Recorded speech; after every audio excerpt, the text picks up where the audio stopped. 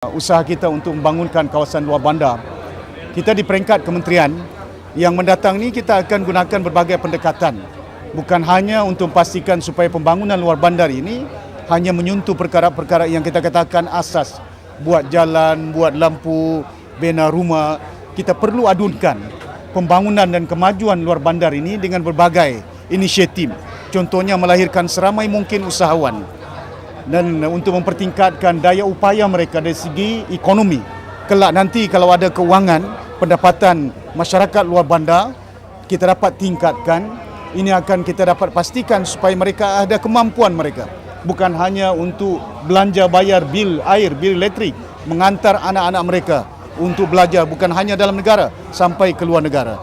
Dalam pada itu, kita akan adunkan dengan berbagai langkah-langkah inisiatif. Ya. Dah ada yang kita lakukan tahun lalu, insyaAllah. Dalam masa yang mendatang ini kita akan pertingkatkan.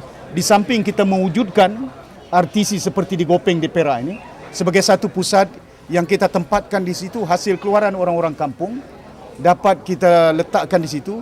Bahkan juga kita pastikan supaya hasil keluaran orang kampung bukan hanya dijual di negeri Perak, bukan hanya dijual sampai ke Kuala Lumpur, kita akan pasarkan ke peringkat terbangsa kalau mutunya ataupun harganya, kualitinya cukup baik. Dan kita akan bekerjasama dengan pihak Kementerian Perdagangan Antarabangsa untuk memastikan supaya kita dapat menembusi pasaran luar negara.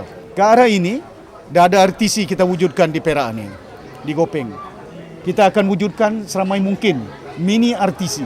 Ya, kalau tidak ada RTC di negeri-negeri lain, kita akan matangkan mini RTC yang ada di seluruh negara. Hampir 270 buah mini RTC yang ada. Dan kita akan daulatkan mini RTC ini menjadi satu tempat yang akan lengkap dengan bukan hanya maklumat dan inisiatif kementerian-kementerian lain seperti bantuan untuk pertanian, bantuan untuk nelayan, ya, bantuan untuk baja dan getah kelapa sawit, ya, inisiatif dalam bidang pendidikan.